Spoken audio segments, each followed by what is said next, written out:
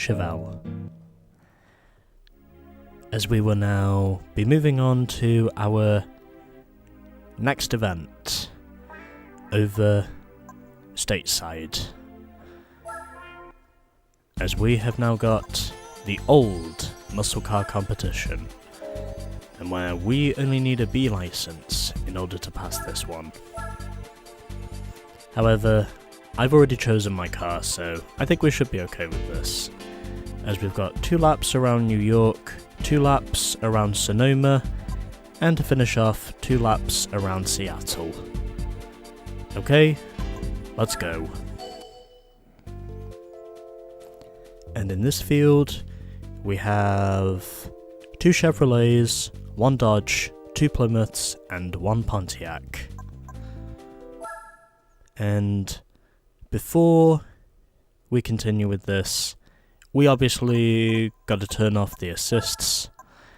I don't think we're going to have too much trouble here, because, well, the Chevy does have a top speed of, well, 140, compared of course to other muscle cars in this who have a top speed of 120, 130. So, I think we should be okay for this, from what I know. And 68 points if we win. So that either tells me this is going to be a compelling race, or it's going to be a pretty hard race. But either way, I am convinced in saying the Chevelle can work. Because I wouldn't be here otherwise if I didn't think it was possible for this to work. Especially because, well, I just won this thing and I really wanted to use it. Thus, that is my reason for making sure that I get something out of this thing. Or at least try to. As I'm now closing in on the Dodge Super B, I think that is. Well, the Dodge Charger Super B. And up the inside, I pull off a double pass in the right-hander. That's not very easy to do, especially with cars of this size. I now cleared the Plymouth Barracuda, and now all that's left between me and victory is the Pontiac Tempest Le Mans GTO. As we head through the right-handers and heading past the Brooklyn Plaza Hotel, I think that is, and now heading up past the New York City Hall and trying to see if I can pass from the outside. Am I going to get it done? Yes, I do get it done. I run a little bit wide on the entry to Columbus Circle, heading through the roundabout on the brakes so I can get the exit. And now, just like that, I am in the lead in my 70 Chevelle.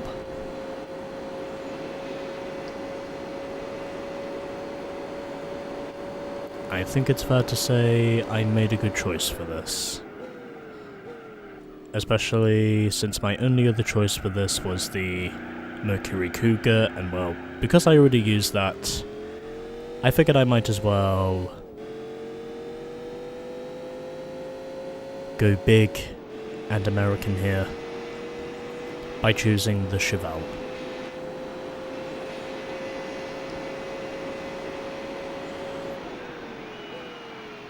Because it's a big and classic V8 motor.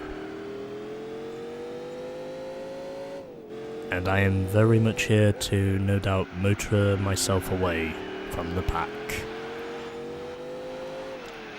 Fortunately, however, these races are short ones, so whatever spanking I might be giving the field right now, it's only going to be short-lived.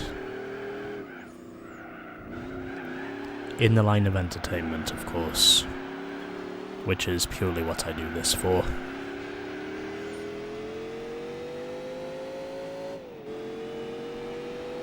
I also don't arrange any scripts either. I just simply get on with these events and just hope that whatever car it is I use, I make sure to use a good one. And also to make sure that my car, whichever one it is churning.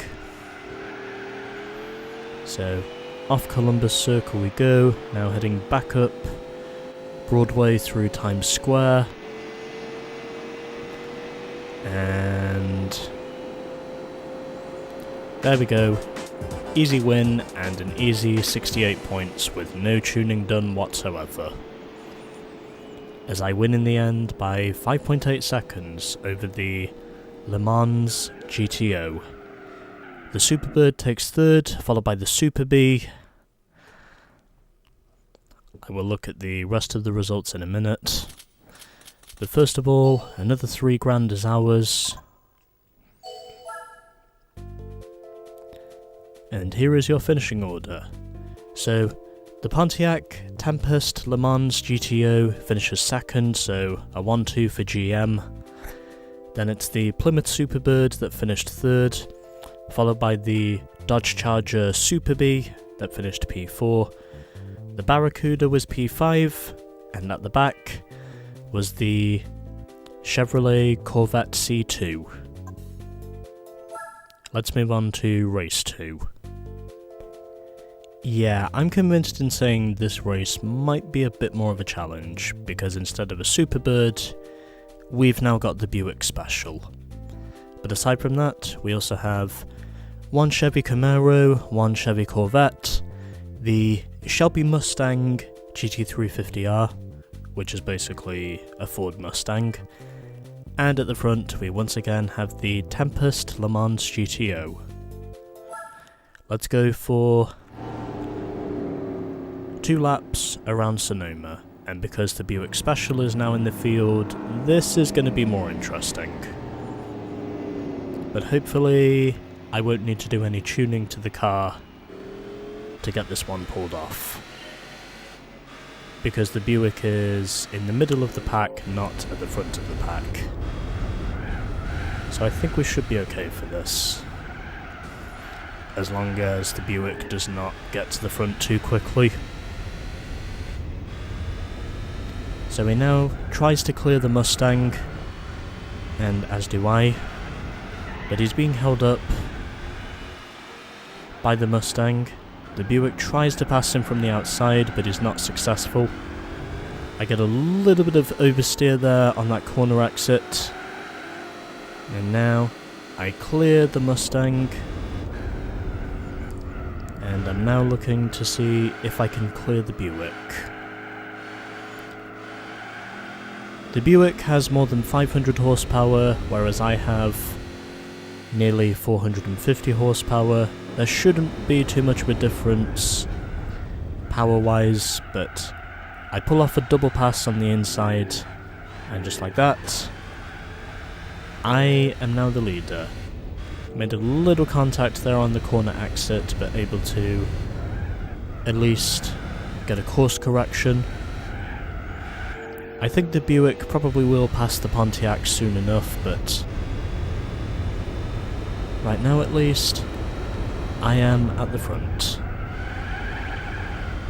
And very much churning away in my black and silver Chevelle. Well, my black stripped silver Chevelle.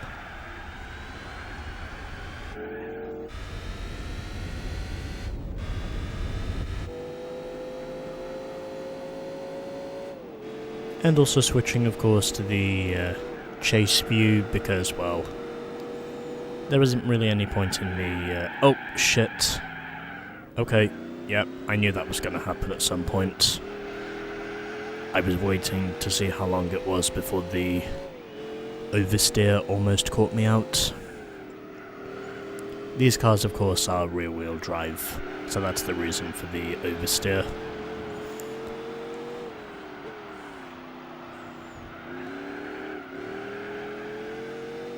Okay. I think we've got everything under control again now. as we now head through the carousel, and looks like there's no oversteer at the moment. Just keeping everything as it should be. And it looks as though at this point, like, I've got this one secured over the Buick. And as I would have expected, the Buick has passed the Pontiac for second. He's now 3 seconds behind me, but I don't think he's going to really mount any serious challenges unless I make a mistake. Had one moment of oversteer on this lap. Oh, hi again, oversteer! Oh, okay. It's okay, we're fine. Everything's cool. It's okay, we're fine. Everything's under control. We're still leading. And in spite of that one last moment of oversteer, I still come away with a relatively easy win over the charging Buick Special. Pontiac third, the Shelby fourth, and at the back, it was the other two Chevrolets. So another 3 grand as ours. I think if that race was one more lap, the Buick might have caught up to me, but fortunately he didn't. That was still a pretty good race altogether. Anyway, one race to go, and it takes place in Seattle. And we have got no Plymouth, Superbird or Buick Special in this race, so I estimate this last one is going to be pretty easy, as we've got a Mercury Cougar, a Chevy Corvette Stingray, the C3, also got the Chevy Camaro, well, 2 Chevy Camaros in fact, and 1 Pontiac. So yeah, nothing needs to be done, let's just get on with this. And 37 points if we win, as we are on the normal Seattle course again. This is either the second or third time I have raced on the normal Seattle course. But either way, I don't think it really matters because, well, the races up to this point have been relatively easy for me to pull off. Make a little bit of contact there with the Pontiac as I try to get up the inside of the Chevy Camaro SS.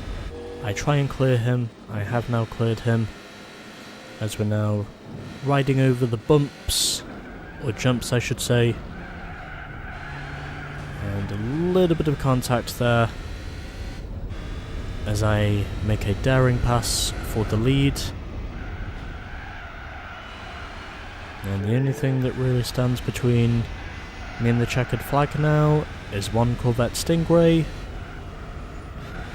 and 1 Mercury Cougar, which is essentially a Ford Cougar, because Mercury was a Ford-owned brand. And well, the Mercury brand has been dead since 2011, so basically it's a discontinued brand from Ford's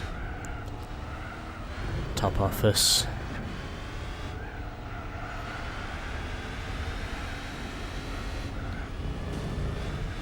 It was basically one of those sidelined brands that I think came alongside Lincoln, if I'm not mistaken. Of course, well, Lincoln is still going.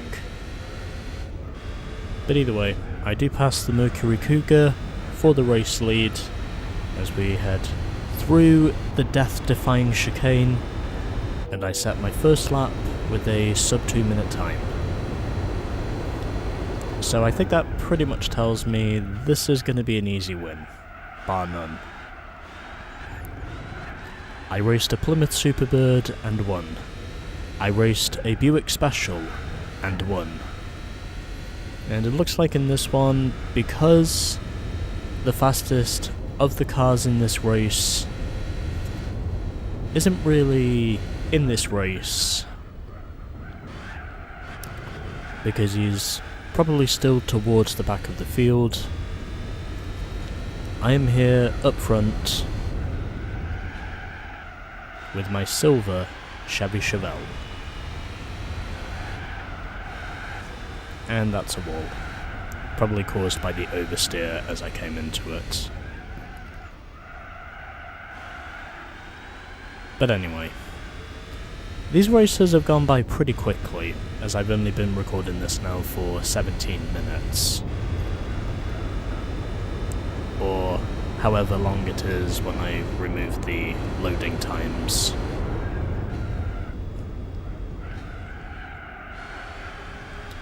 But either way, here we are.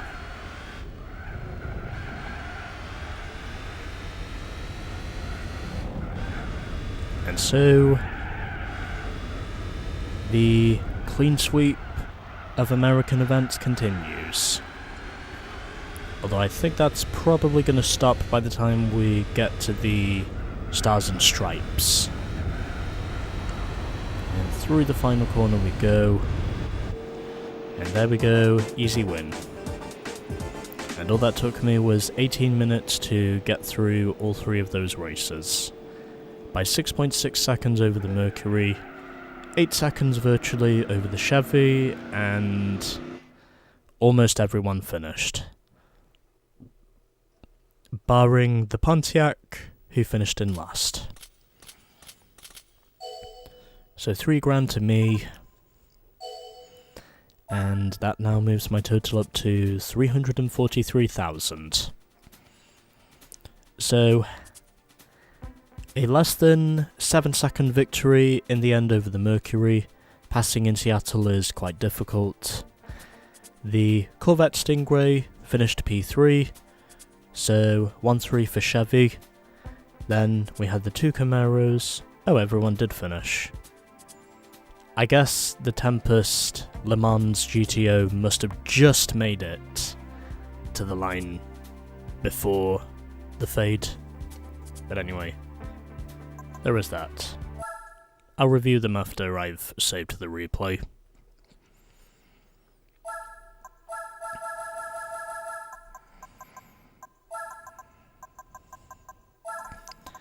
But yeah, a pretty dominant performance altogether when I chose the Chevelle. And well, the reason I chose it is, well, because, well, I chose to be lazy. And because I figured it was probably the most self-explanatory choice I could make. And without cheating. So, yeah. Then we had the two Camaros, P4 and P5, and at the back it was the GTO. After finishing on the podium in the first two races, he comes home last in the third race. So, what car are we going to get this time? We get... oh hey, it's the Plymouth Roadrunner. Except for saying it's the Superbird because, well, of the wing. But yeah, by default this basically is a Roadrunner. Even though they technically called it the Superbird because, well, with the wing on the back. Ironically, something that would also be in configuration with the Dodge Charger Daytona. Ironically, two cars that were both made by the Chrysler Corporation, as it was known at the time. But anyway, 2 events down, and we're nearly 25% complete. As next up we have Stars and Stripes, and we have now unlocked another Le Mans variant. I'm going to assume that must be the second. But anyway, there we go. let's now go and check out our Superbird, as we are 24.9% complete with the game, so we've almost reached a quarter of the game's completion, and we have now switched cars 29 times. So this is what we get, the Plymouth Superbird in Sand Pebble Beige. And this car does not sell for very much. Oh well, it's fine.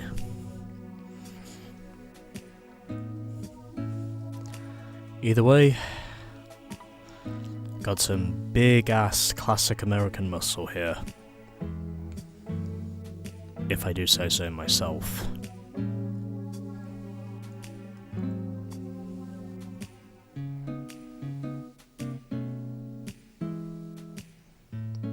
And there we go. And as for the car I want to use next, well, I'll have to do some digging just to see what there is. But I think I have an idea over which one I want to use next. So, 2 events down and 2 events to go. Stars and Stripes will be event number 3.